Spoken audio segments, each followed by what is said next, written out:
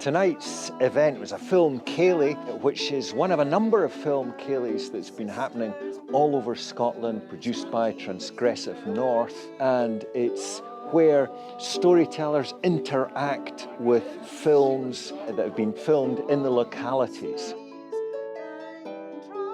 Many of the storytellers work with musicians as well. The event itself is an interesting sort of creative challenge to make the music and the film and the stories kind of work together into something that's complete. An unusual experience, but it's using an ancient tradition of storytelling with the modern tradition of telling stories through film and image.